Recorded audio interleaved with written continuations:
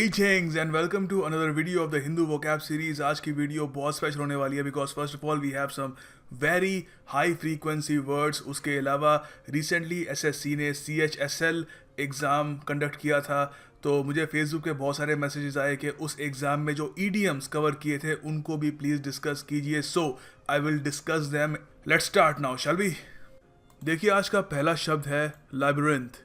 लाइब्रेंथ, it's a very beautiful word और काफ़ी बार exams में आ भी चुका है. देखिए, इसका अर्थ होता है एक भूल भुलैया. बेसिकली लाइब्रेंथ होती है एक भूल भुलैया. जैसे कि यहाँ पे आप देख सकते हैं, यहाँ पर बीचों बीच आपको अगर छोड़ दिया जाए तो आपको बाहर निकलने में काफ़ी तकलीफ होगी, काफ़ी आपको दिक्कत आई. क्यों? क्योंकि एक भूल भुलैया है, एक मेज़ है, इंग्लिश में आप कह सकते हो एक कॉम्प्लेक्स सा एक नेटवर्क सा है. ठीक है, एंटेंगलमेंट भी इसका मतलब हो सकता है, उलझन भी इसका मतलब हो सकता है. इस वर्ड पे पोएम्स लिखी जा चुकी हैं, मूवीज़ बन चुकी हैं, काफ़ी सारी बुक्स में भी इसका मेंशन है. फॉर एग्जांपल, आप ये इन व्यक्ति को आप पहचान पा रहे हैं? अभी नहीं पहचान पाएंगे. देखिए, ये है डेविड बावी. ब्रिटिश एक्सेंट में डेविड बावी कहते हैं, अमेरिकन में बोवी कहते हैं. ये 2016 में इनका निधन हो गया था. ऑबिचुरीज़ में ऑफ कोर्स इनका नाम आता है, तो जीके के पॉइंट ऑफ व्यू से काफ़ी इंपॉर्टेंट है, याद रखिएगा. इनकी एक मूवी थी बहुत ही फेमस, जिनकी वजह से फेमस बने थे, उसका नाम है लाइब्रेंथ. तो ऐसी मतलब बच्चों वाली मूवी है, बट ये आपको याद रखने में आसानी होगी. People ask me how do we remember all these things. It's all about connecting. आप अगर इंटरेस्ट लेंगे ना तो आपको याद रखने में आसानी होगी. जब आप बचपन में कोई गेम खेलते थे तो आप किसी के पास जाते नहीं थे कि ये गेम में कैसे फाइनल स्टेज पे कैसे पहुंचूं. आपके अंदर ही इतना इंटरेस्ट होता रहा कि आप ऑटोमेटिकली सीख जाते थे कि आपको जाना कहाँ पे है. सो आपको थोड़ा बहुत याद रखने में आसानी होगी. डेविड बावी 2016 में इनका निधन हुआ है और लाइब्रेंथ नाम की इन्होंने मूवी भी कर रखी है. उसके अलावा जॉन ग्रीन एक बहुत ही फेमस ऑथर है. इनकी ये वाली आपने किताब के बारे में ज़रूर सुना होगा, the fault in our stars. उसके अलावा और भी है इनकी an abundance of Katherines, paper towns, looking for Alaska. तो लुकिंग फॉर अलास्का से एक बहुत ही बढ़िया कोटेशन है, मेरी फेवरेट कोटेशन है. ये किताब मैंने तब पढ़ी थी, आई थिंक जब मैं 17 या 18 का था. The only way out of the labyrinth of suffering is to forgive. Suffering होता है, हिंदी में सफरिंग का अर्थ होता है तड़पना. तो जो तड़पने की एक तरीके से भूल भुलैया होती है सफरिंग की, उसमें से निकलने का एक ही तरीका होता है, माफ़ कर दो. ज़्यादातर लोग माफ़ नहीं कर पाते, इसलिए अंदर ही अंदर वो तड़पते रहते हैं. उसके अलावा we can also make a very खैर सिंपल सेंटेंस है. I was lost in the labyrinth outside the castle. Castle होता है किला, किले के बाहर थी एक बहुत ही बड़ी मेज़, एक लाइब्रेंथ, एक भूल भुलैया. भूल भुलैया में मैं खो गया. So it's a very important word. आप इसके जो है सिनोनिम्स याद रखिएगा. मेज़, वॉरेन, नेटवर्क, कॉम्प्लेक्स भी हो सकता है, एंटेंगलमेंट भी हो सकता है. These are all very important words. Alright, this is the next word. बहुत ही क्लासी शब्द है, बहुत बहुत बढ़िया शब्द है. देखिए, स्काई को अगर आप थोड़े से आप थोड़ा फैंसी वे में कहना चाहते हैं, ठीक है, आप दिखाना चाहते हैं कि आपकी वोकैब में बहुत दम है, तो आप आकाश को फर्मामेंट भी कह सकते हैं. तो फर्मामेंट का मतलब है sky, heaven, sky line basically. तो द हिंदू में इसको यूज़ किया है, बहुत ही अच्छे ढंग से यूज़ किया है. बहुत ही बढ़िया राइटर हैं, बहुत अच्छे ढंग से इन्होंने यूज़ किया है. Powerful leaders have always mattered in the firmament of Dravidian politics. देखिए, तो इन्होंने कहा है कि द्रविडियन पॉलिटिक्स का अपने आप में एक आकाश है. उस आकाश में पावरफुल लीडर, जो ताकतवर नेता होते हैं, उनकी महत्वता हमेशा रही है. ठीक है, तो यहाँ पे थोड़े और सेंटेंस है, इतने भारी तो नहीं है जैसे ये वाला है. थोड़ा मैंने सिंपल सेंटेंस बनाया ताकि आसानी हो समझने में. You can say it was apparent from the gloomy clouds in the firmament that a horrible storm was approaching. Gloomy होता है डार्क सा. तो जब काले बादल आ रहे हो, फर्मामेंट में आपको दिख रहे हो, आकाश में दिख रहे हो, तो सीधी सी बात है, आपको पता है कि स्टॉर्म आने वाला है. दूसरा, ये भी एक सेंटेंस बन सकता है. She looked like an angel who had just descended from the firmament. Descended मतलब नीचे उतरी है. तो ऐसे लग रही थी जैसे कोई परी हो जो आकाश से, स्काई लाइन से, हेवन से उतरी है, जैसे यहाँ पे इस फोटो में आप देख पा रहे होंगे. तो फर्मामेंट का उल्टा क्या होगा, एंटोनिम क्या होगा? हेल. वैसे पूछेंगे तो नहीं, बट स्टिल हेल ही होगा इसका. ठीक है, since we are talking about the sky और हेवन, तो इसका जो उल्टा होगा वो होगा हेल. देखिए, अगला शब्द है एक्यूमेन. एक्यूमेन, देखिए, इसका अर्थ होता है अवेयरनेस, शूडनेस, शार्पनेस, क्लेवरनेस. आप कह सकते हो चतुरता भी कह सकते हो, सूझबूझ. तो यहाँ पे द हिंदू में यूज़ कर रहे हैं such as the Congress and the BJP over the past 5 decades demonstrates a political acumen। अच्छा, यहाँ पे पॉलिटिकल acumen की बात कर रहे हैं, मतलब पॉलिटिकल सूझबूझ, पॉलिटिकल अवेयरनेस। तो यहाँ पर हम और तरीके से भी यूज़, चलो इन्होंने पॉलिटिकल एक्यूमन यूज़ कर लिया, हम बिजनेस एक्यूमन भी कह सकते हैं। बिजनेस में भी आपको सूझबूझ चाहिए, like a businessman. Your business acumen and professional creativity are tested in difficult assignments. जो मुश्किल असाइनमेंट्स होते हैं उसी में ही आपका जो बिजनेस एक्यूमन है, आपका बिजनेस की सूझबूझ जो है, उसका असली टेस्ट होता है। उसके अलावा आप ये भी कह सकते हो, since you have made so many unprofitable trades your business acumen is in question. मतलब कि आपने इतने सारे अनप्रॉफिटेबल, मतलब जिसमें फ़ायदा नहीं हुआ, ऐसे आपने डिसीजंस लिए हैं, ऐसे आपने डील्स करी हैं, तो उसकी वजह से आपकी जो बिज़नेस की सूझबूझ है उस पर सवाल उठाए जा सकते हैं, या फिर उस पर सवाल उठते हैं। ठीक है, तो एक्यूमेन का देखिए एंटोनिम क्या होगा, आप कह सकते हैं इग्नोरेंस, स्टुपिडिटी, इनएबिलिटी। ठीक है, तो it's a very important word acumen. चतुरता, सूझबूझ, awareness, shrewdness, sharpness, cleverness. Alright, MCQ time. तो आपके सामने ये शब्द है अनटेनेबल।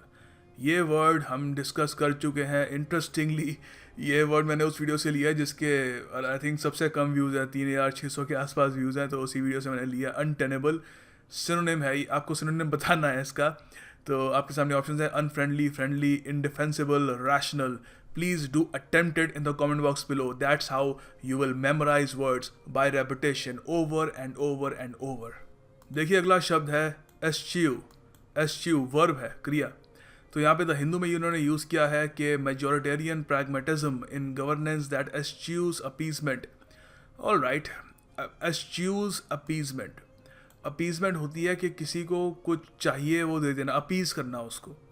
फॉर एग्ज़ाम्पल काफ़ी बार अगर मान लीजिए किसी कम्युनिटी को कुछ चाहिए, उनको चाहिए कि हमारे नेताजी का एक स्टैचू बनना चाहिए, तो अपीजमेंट के लिए आप जो बजट ऑलरेडी बहुत टाइट है, आपके पास वैसे ही पैसे कम है, उसमें से भी आप एक स्टैचू के लिए आप पैसे दे देते हो टू अपीज देम। उनका खुश रहो, मेरे को वोट देना, ठीक है, अपीजमेंट के लिए।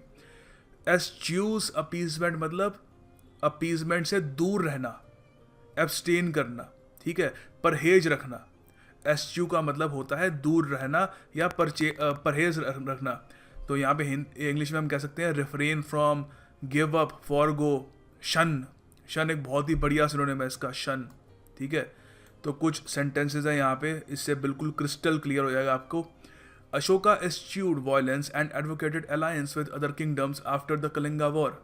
ये मैंने खुद ही बना लिया है, हिस्ट्री मुझे पता नहीं फैक्चुअली कितना करेक्ट है, बट कलिंगा वॉर आपको पता है, उसके बाद अशोका द ग्रेट काफ़ी हद तक बदल गए थे। तो उन्होंने वायलेंस, हिंसा को क्या किया, उससे परहेज किया कि नहीं, हिंसा नहीं करनी चाहिए। ठीक है, आप ये भी कह सकते हो कि Narendra Modi urged people to eschew the use of cash in order to make India a cashless economy. Modi ji ने क्या किया, जब विमुद्रीकरण हुआ उसके बाद सबको कहा कि नकद जो है, नोट जो है, उसको इस्तेमाल करने से परहेज करिए, पेटीएम यूज़ करो या और चीज़ें यूज़ करो ताकि इंडिया एक कैशलेस इकोनॉमी बन पाए। इसका एंटोनिम क्या होगा, उल्टा। सीधी सी बात है, इंडल्ज करना, बिल्कुल ही इंडल्ज कर लेना। परहेज करने से उल्टा होगा इंडल्ज कर लेना। सो याद रखिएगा, it's a very important word, eschew. देखिए अगला शब्द है एब्जेक्ट। एब्जेक्ट एडजेक्टिव है। तो देखिए इसका अर्थ होता है भयानक, मिजरेबल, होपलेस। आपने कई बार एसेज में, न्यूज़पेपर में, शायद टीवी शोज़ में भी आपने सुना होगा, ये कहते हैं एब्जेक्ट पावर्टी। कोई जो यहाँ पे बिल्कुल बहुत ही ज़्यादा गरीबी हो तो कहते हैं एब्जेक्ट पावर्टी। ठीक है, तो यहाँ पर ये इसका मतलब होता है होपलेस, पथेटिक, पिटीफुल, मतलब कि आपको एक तरीके से दया है कि इतनी ज़्यादा पावर्टी। ठीक है, तो वैसे मैं पावर्टी के लिए यूज़ कर रहा हूँ, मतलब इतनी ज़्यादा दया है। ठीक है, डिसमल कुछ भी हो सकता है, पावर्टी के अलावा और भी आप इसको यूज़ कर सकते हो। मिजरी एब्जेक्ट हो सकती है, और भी बहुत सारी चीज़ें एब्जेक्ट हो सकती हैं। तो यहाँ पे मैंने सेंटेंस बनाया, आफ्टर आई स्कोल्डेड मतलब डांट लगाई। मैंने छोटे से बच्चे को जब डांट लगाई तो उसने मुझे कहा कि मुझे बस अकेला छोड़ दो मेरी एब्जेक्ट मिजरी में। ठीक है, तो बहुत ही उसको मिजरेबल कंडीशन में था वो, तो उसने कहा कि मुझे एब्जेक्ट मिजरी में छोड़ दो, ऑफ कोर्स डांट लगने के बाद। उसके अलावा आप ये भी कह सकते हो, foreigners tend to focus on the abject misery and poverty of India rather than its rich cultural heritage. तो ये आपने खुद देखा होगा, फॉरेनर्स जब इंडिया आते हैं ज़्यादातर वो चाहते हैं कि जो इंडिया की एब्जेक्ट पावर्टी है उस पर वो ध्यान दें, ना कि जो हमारी कल्चरल हेरिटेज है उस पर। तो एब्जेक्ट का जो एंटोनिम होगा, इट्स क्वाइट इंपॉर्टेंट, एंटोनिम जो होगा इसका वो होगा एक्सीलेंट, कमेंडेबल, एक्सेल्ड, प्राउड। आगे देखिए आपके लिए एक फ्रेज है स्कॉट फ्री। स्कॉट फ्री बहुत बार न्यूज़पेपर्स में यूज़ होता है, ये न्यूज़ चैनल्स में बहुत बार यूज़ करते हैं। तो देखिए इसका अर्थ होता है to get away with something without being punished, बिना सज़ा के, अनपनिश्ड, किसी कहीं से आप मतलब बच के निकल जाओ, तो मतलब you got away scot free. तो यहाँ पे कुछ सेंटेंसेस हैं जो अमेरिकन इलेक्शन जो हुए रिसेंटली वो अच्छे से जो फॉलो कर रहे थे, I think they will be able to understand it quite well. Hillary Clinton will get away scot-free even though the evidence suggests that she committed treason by using a private server. Hillary Clinton देखिए through out the election जब democratic party की nominee Hillary Clinton और Republican party के nominee Donald Trump के बीच में finally जो president की post के लिए जब जंग चल रही थी, तो काफ़ी जो क्रिटिक्स हैं हिलरी क्लिंटन के, उन्होंने कहा कि उन्होंने प्राइवेट सर्वर यूज़ किया था जिसकी वजह से काफ़ी सारे उनके ईमेल जो हैं वो हैक भी हो गए थे, लीक भी हो गए थे। तो उस चीज़ को वो ट्रीज़न की श्रेणी में डालते हैं। ट्रीज़न मतलब राष्ट्रद्रोह, ठीक है, तो इस श्रेणी में डालते हैं। अब यहाँ पे मैं ट्रीज़न यूज़ कर रहा हूँ, ट्रेचरी यूज़ नहीं कर रहा। ट्रेचरी क्या होती है जो बिल क्लिंटन ने मोनिका लेविंस्की के साथ की थी, दैट वॉज ट्रेचरी, वो ट्रीज़न नहीं था। ट्रीज़न ये है राष्ट्रद्रोह। तो मगर हालांकि एविडेंस तो यही सजेस्ट करता है कि उन्होंने कानून तोड़ा और ट्रीज़न की श्रेणी में आता है जो उन्होंने किया, मगर लगता है कि she will get away scot free, बिना किसी सज़ा के वो बच निकलेंगी। आप ये भी कह सकते हो if you don't have stringent anti corruption laws in our country the corrupt politicians will go scot free.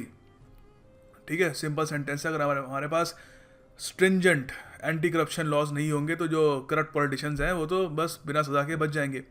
आप ये भी कह सकते हो कि वाह काफ़ी कॉन्ट्रोवर्शियल सेंटेंस है, forgive me if I hurt any sentiments, everyone knew भाई was driving the car but he still got scot free.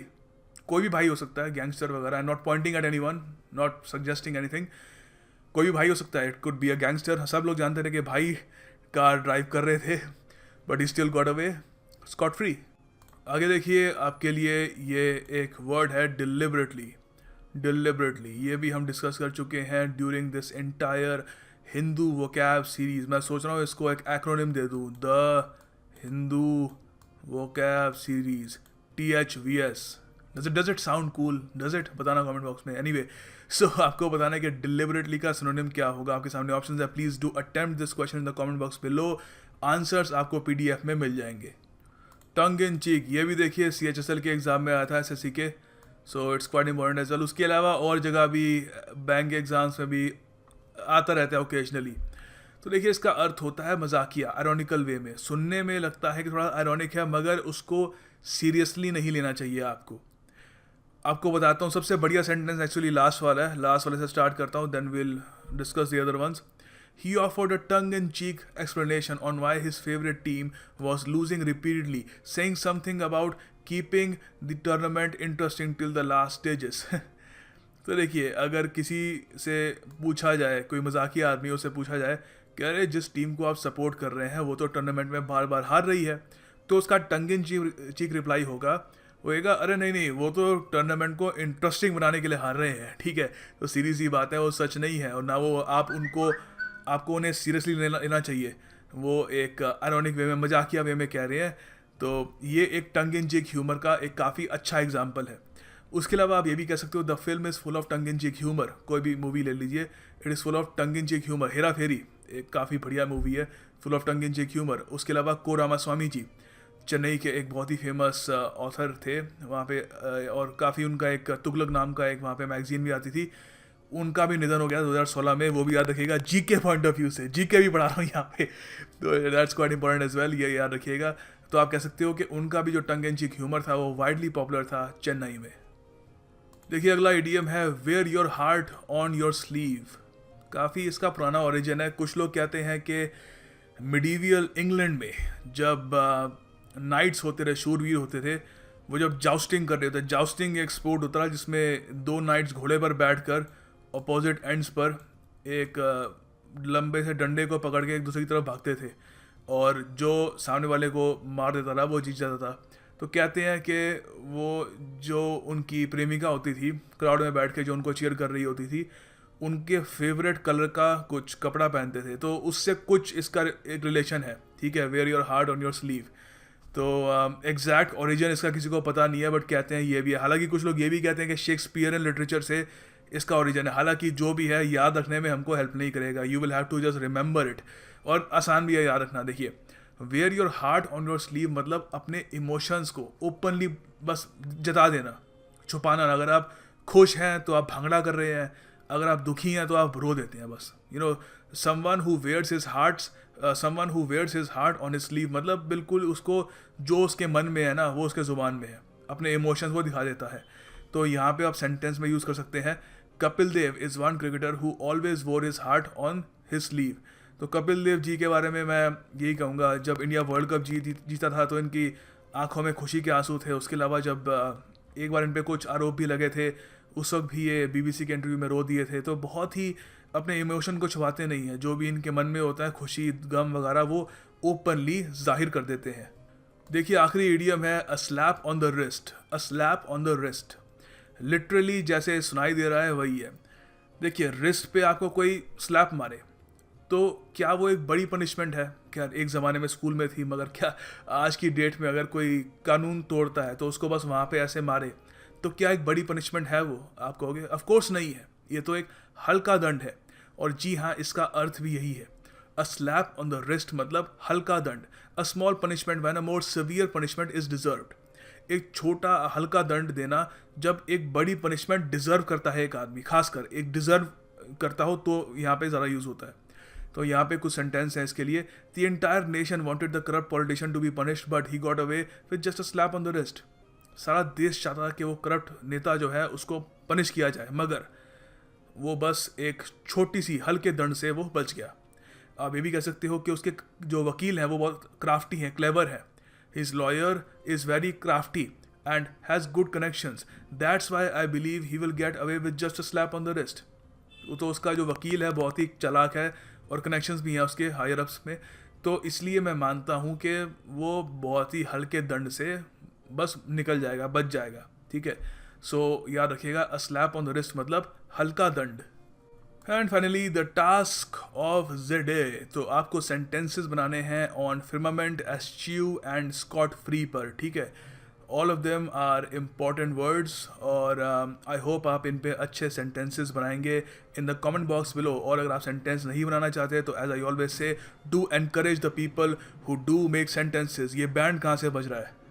मेरे घर के बाहर बैंड बज रहा है। एनीवे, सो ये लोग भी खुश है कि मैंने वीडियो ख़त्म कर दी। एनीवे, सो लुक, उसके अलावा मैं अपनी फेसबुक आईडी का जो बहुत तेज़ बैंड बज रहा है, सो मैं अपनी फेसबुक आईडी का जो लिंक है वो नीचे कमेंट बॉक्स में दे दूंगा।